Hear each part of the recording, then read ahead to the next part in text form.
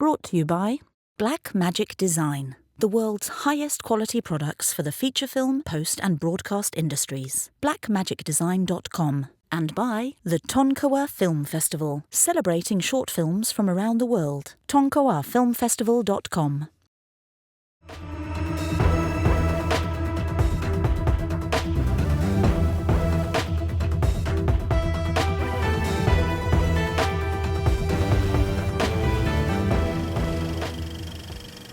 Hello and welcome to No Rest for the Weekend. I'm Jason Godbey, and today on the program, we're going to be taking a look at some films from this year's Overlook Film Festival and new directors' new films.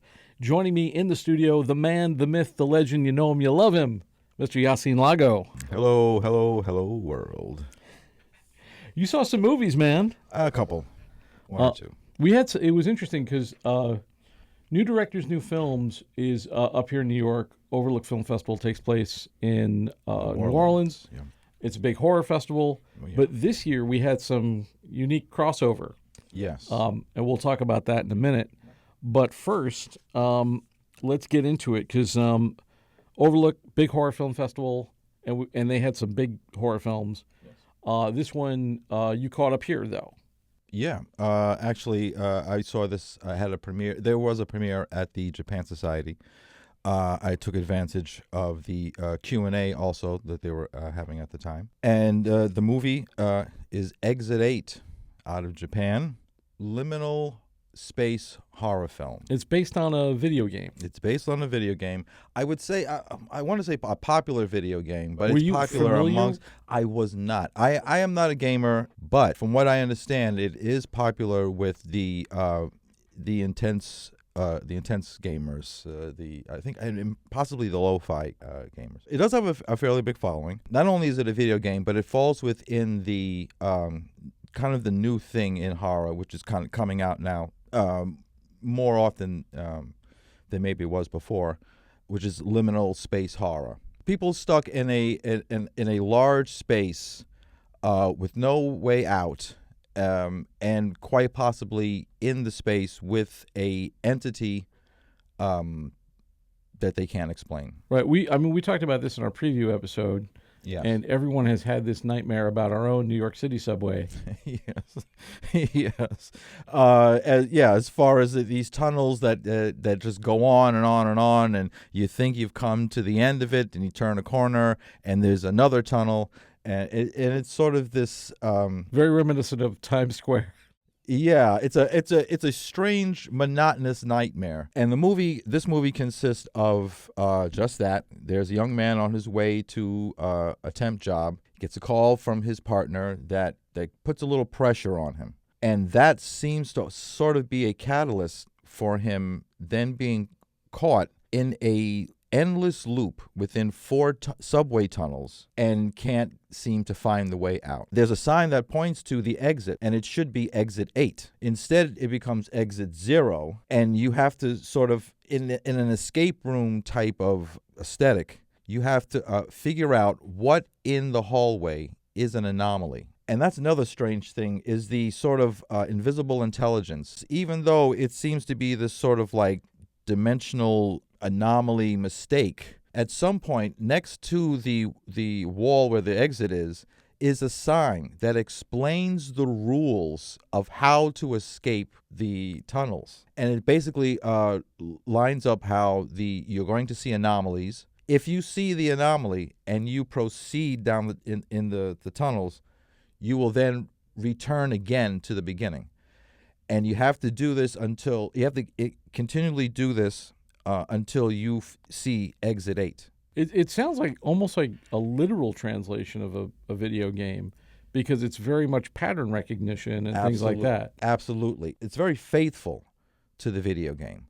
But what the filmmaker does, writer-director Genki Kawamura, what he does is he then puts in the sort of he puts in a narrative about our protagonists and fatherhood. It gives him like something of a character rather than just like player one kind of thing. Absolutely. Although we do get that. We do have a lot of shots of the point of view, the POV of, almost like what it would be like as a I want to say firsthand. What would be considered a firsthand player or firsthand shooter? First person. Yes. So so you have that, but then you also have a deeper narrative about a guy trying to figure out if he is not only ready for fatherhood but worthy of fatherhood. In that, trying to find his emotion for it, like where does he stand on fatherhood? And you're not really sure if he's ever thought of it before, but when it's presented to him, it's a complete shock. And there's a scene right before it that sort of questions whether or not he's ready for fatherhood. Also terrifying. Also terrifying. And within the maze of these tunnels, he comes across two people in particular. One is a little boy who can play this game so well, and he's silent, so he doesn't communicate as like the way that would be good for the other player, because he can see the anomalies where the other ones, where this young man, our protagonist, sometimes can't figure it out. So this kid is like Neo in the Matrix. He's a little bit Neo, a little bit the bald kid with the spoon boy. There is no spoon boy. There is no spoon. Those two characters then come across I think the character that will stand out in the movie the most, which is the walking man, Yamamoto Kochi. He plays the walking man, and you'll see him in the ads. He's this guy that just looks like a common commuter.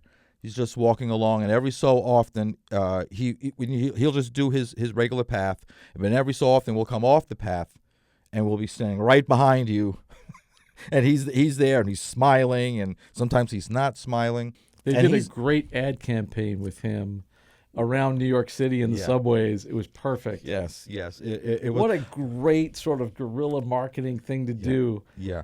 So I haven't seen the film, but my hat's off. He was dressed exactly how he is in the film, with the suitcase and the phone. And he even showed up at the Q&A in character, in costume. Cool.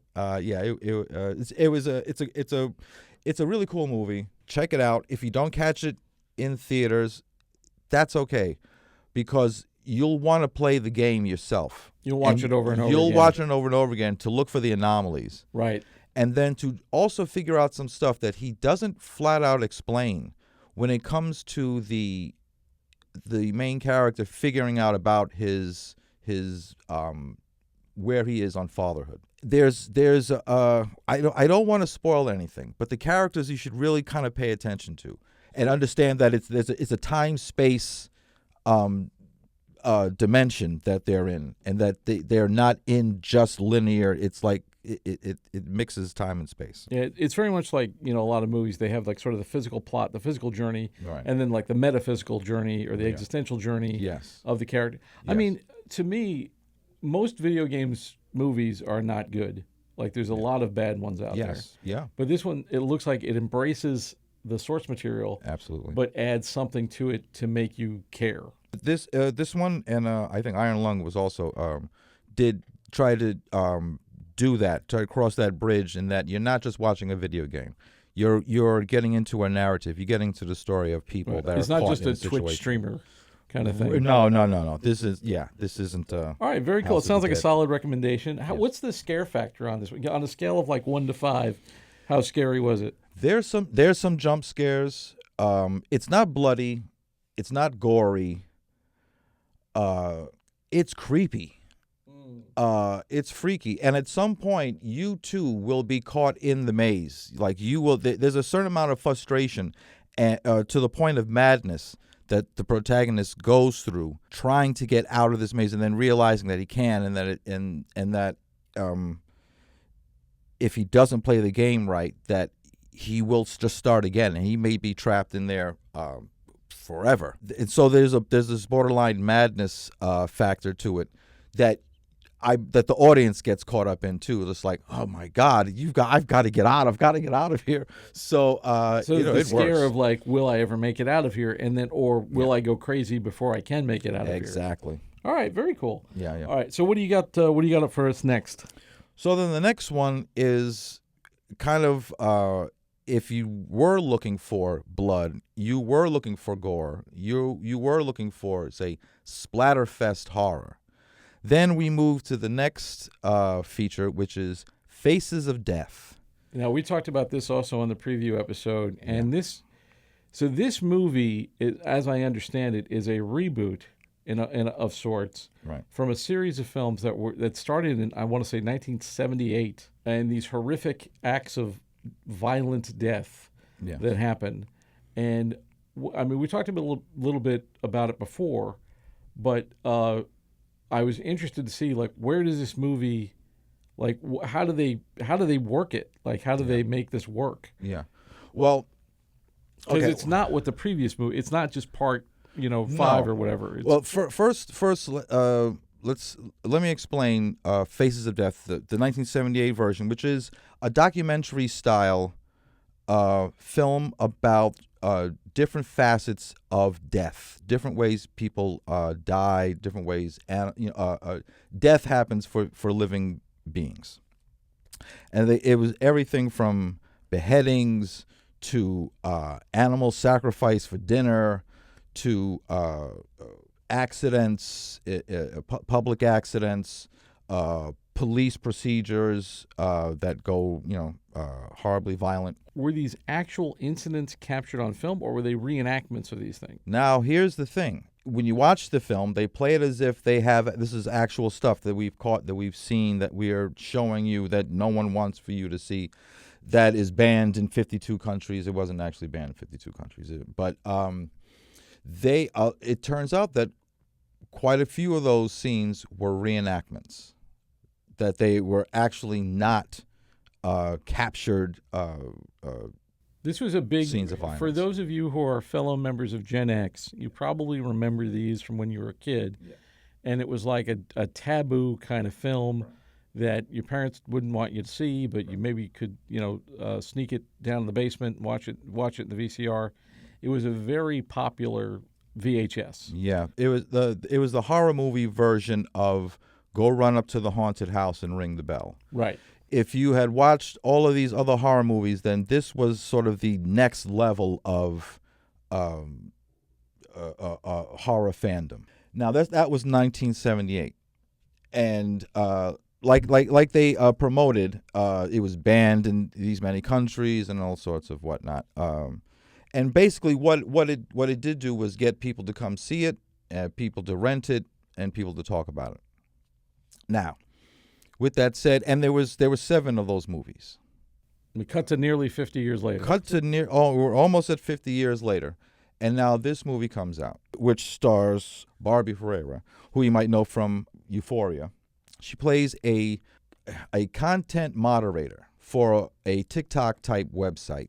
And she is there to basically make sure that the truly violent, the truly true acts of violence are not streaming. She's the one that basically cuts content that's not supposed to be there.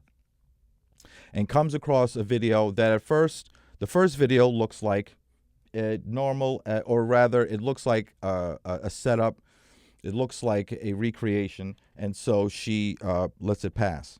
The next day, she sees another video, and that one is very similar to the one that she saw before. This one also just as violent, maybe more than the one before it. And so she tries to escalate an investigation into the tapes, or into those videos, I should say. And she's sort of ignored. It's it's one of those things. People do those things. Don't just flag it, and we'll keep going. And so she recognizes something about them that seems familiar. She comes home. She tells her roommate, who is played by Aaron Holiday from Cocaine Bear. I don't know if anybody's seen Cocaine Bear. You remember this guy. And the roommate is an old horror movie fan.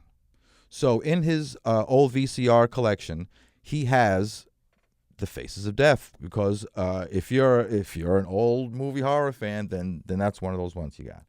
And so she goes over the tape and realizes that somebody is out there recreating the scenes from that first Faces of Death movie and doing it to people in real life and then posting it. So she then goes about investigating, trying to follow up with who is the one doing the posting and trying to at least get to a place where she can bring enough evidence to the police for them to investigate. In the meantime, we are also following the killer, Arthur, played by Dacre Montgomery. He works at a cell phone store. He goes through the basically the Rolodex of the company, and he finds the victims that he feels are suitable for his crazy movies. And he goes about kidnapping them, and along the way, the two characters meet. And it's as crazy as you might think. It's as bloody. It's as gory. It sounds like it's got like some Saw vibes in there as well. It's a what I came out of it, and no, there's not one movie that say, oh yeah, I felt like it was this. I mean, there are folks who will inevitably go in there and go, nah, this felt like this one. But I felt like there's a certain amount of setup within the story, within the concept of it, that you could continue with it like a Saw, like I think it could be the new Scream series, because it's got that metatextual kind of thing. Because Faces of Death is the precursor to viral videos, to the dark web, to content creation. Until I actually watched this movie, I didn't really put together the fact that this movie is the original Faces of Death in 1978 is us, like now. When you go on the internet, there are some people who will look for this stuff and find it and more. And this movie goes into the idea that I think he even says in the movie that it's an attention business, and business is booming. So and the ending, even I think the ending is also good in that it has a comment on the final girl and where we expect the final girl to be, and where somebody who has to really deal with this situation and be that final girl and do what she has to do to get this crime out there and get these crimes out there, that I think is also a comment on the final girl, and basically what we are against content creation. And in order to get our point of view across that we're against content creation, we have to create content.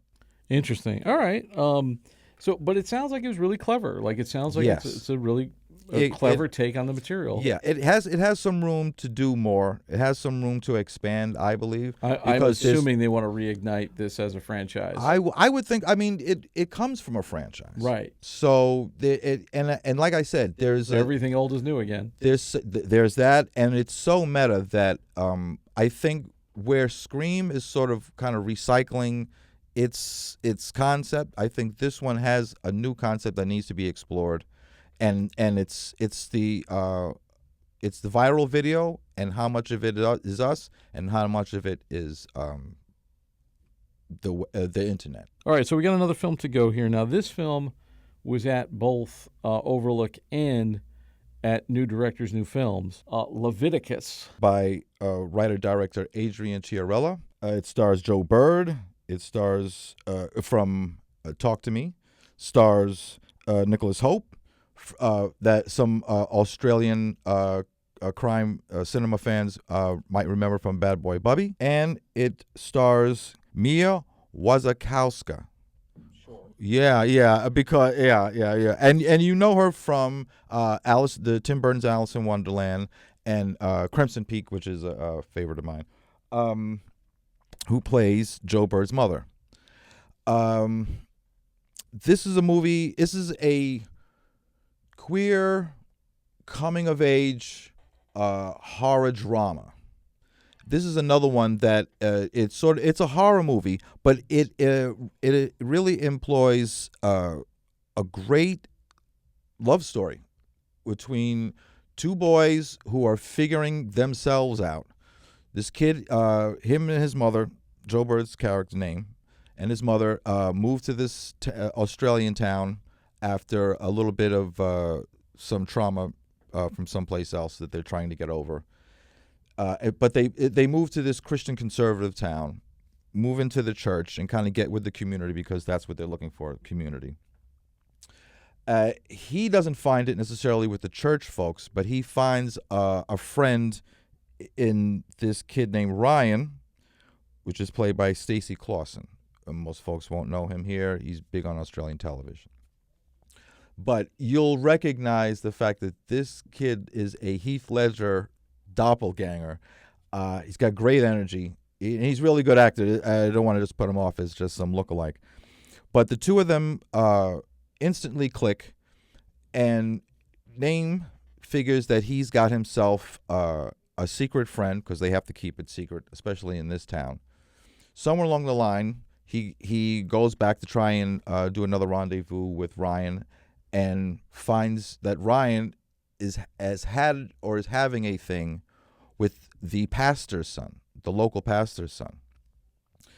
And so in a sort of jealous, I don't want to say rage, because he wasn't really like raging, but in a sort of jealousy sort of jealous turn, he tells on them basically that he's seen the two of them together. And so the two of them are summoned to the church, and they're summoned in front of a deliverance preacher who has got some interesting ideas on conversion.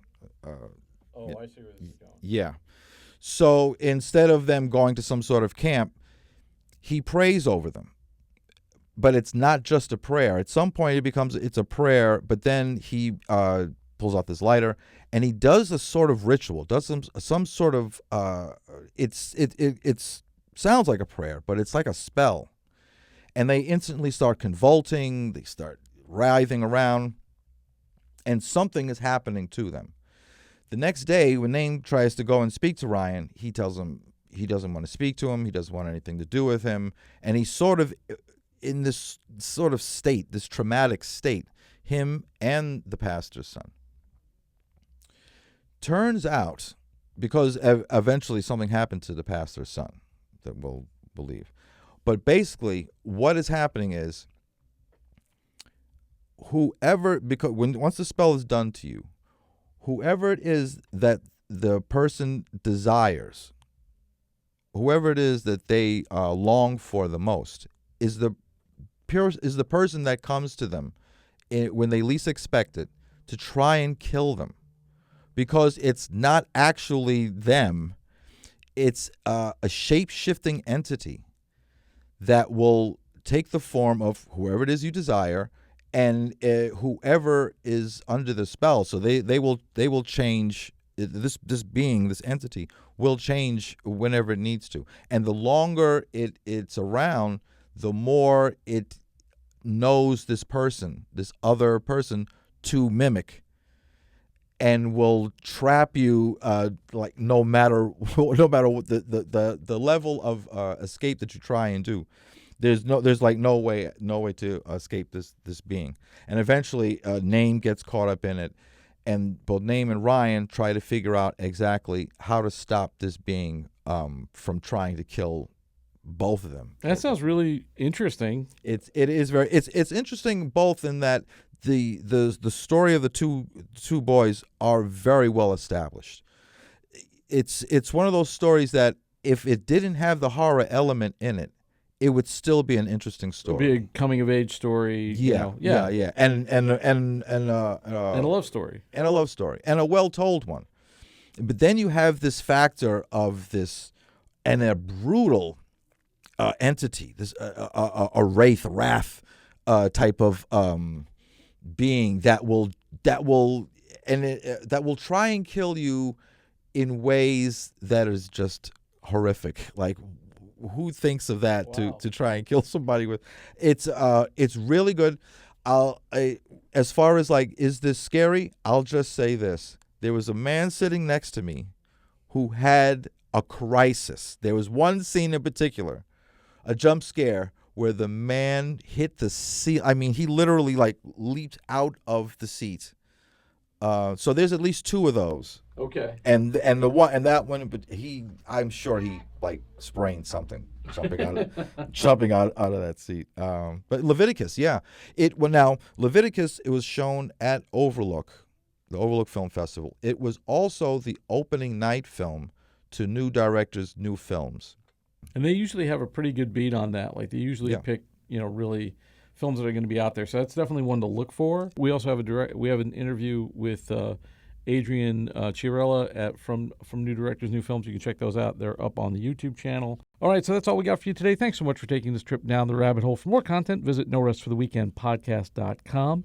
You can also find us on YouTube at youtube.com/getbehindtherabbit, and even more content on btrpmedia.com, where you'll find some exclusive stuff there.